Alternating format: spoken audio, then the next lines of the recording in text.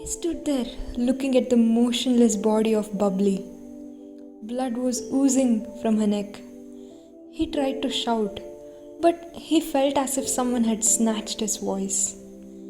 His limbs started to tremble. The fact that Solo was looking at him was not in his thoughts. Bubbly's voice was still echoing in his head. She was just there a few minutes ago, and now she's dead. It looked as if he would stand there all his life looking at her corpse. Solo slowly walked towards her hunt. She yawned wide, displaying her bloody teeth, turned her neck sideways and started to enjoy the fresh flesh. Every now and then she looked at Tej Pratap.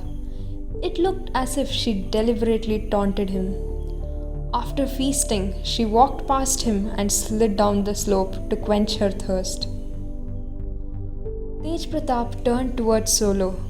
He could hear the wind, the water, the trees, the leaves, but not Solo. She made no sound at all. In any other situation, he would have appreciated her skill, but not now. That same skill took his love's life. Solo raised her head up. Looking at the sky, she roared majestically. The queen was showing her dominance. All the birds resting on the nearby trees shot up madly towards the sky. The roar awakened his hunting instincts. He drew his revolver and fired 2 quick shots at Solo, but both missed. He could see his right hand trembling. He supported it with his left hand. He fired again. This time, though, his aim was right. She quickly moved to her side and the bullet hit her ears. She snarled in pain. Solo had no intentions of hunting Tej Pratap till then, because tigers only hunt when they are either hungry or when there is a need to feed their pride.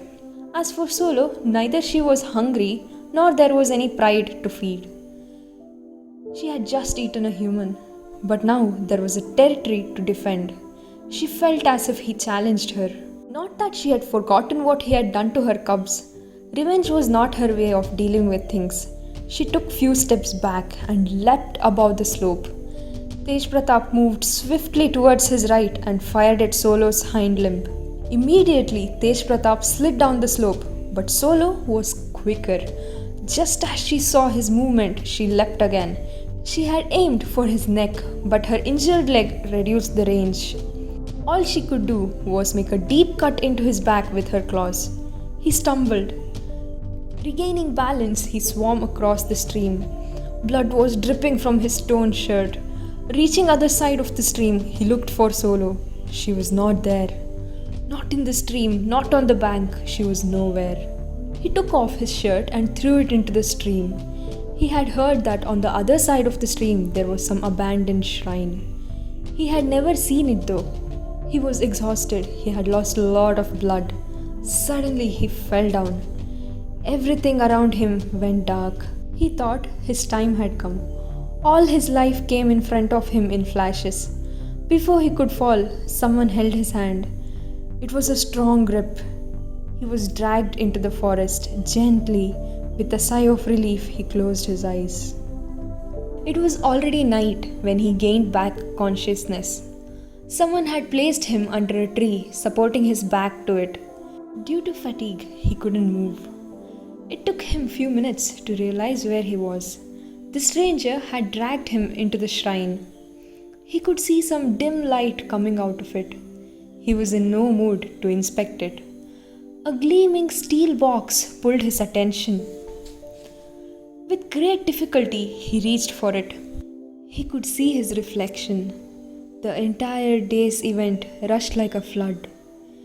He had lost Bubbly. Tears rolled down his cheek. He opened the box to find few bananas. He forced himself to eat it. Filled with anger, grief, and desperation, he decided to go home. But he had already lost a lot of blood. His wounds were slowly killing him. Suddenly, he heard some sound coming from the eternal darkness. He gathered whatever strength left inside him and walked towards the shrine. He climbed the steps of the shrine and sat facing his back to its door. There was no moon that day. He lifted his head to see thousands of stars. Just a few meters away, behind few bushes, Solo was seeing his actions all this time. She slowly stepped out and made her way towards him. Both of them were clearly visible to each other.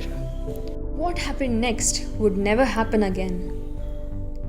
Tej Pratap filled his lungs to its brim and roared in the top of his voice.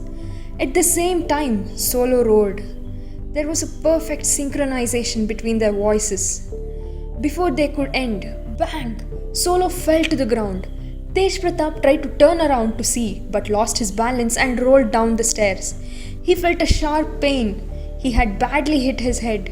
His vision started to blur. He raised his hands to fill his fist with the stars and closed his eyes for one last time. The stranger was the only one who witnessed the last roar of two magnificent beasts. He did not care for Tej Pratap anymore because he was just a bait to catch Solo.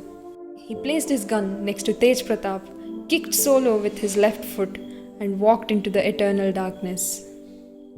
It took 2 days for people to find their bodies, but the stories that were told were far from what had actually happened. They were told that Ganga saw Solo killing Tej Pratap. Ganga shot Solo but failed to save him. Everyone believed it. They burned both the bodies side by side. Relatives mourned for few days. Ganga went back to his house and the stranger was never to be found again.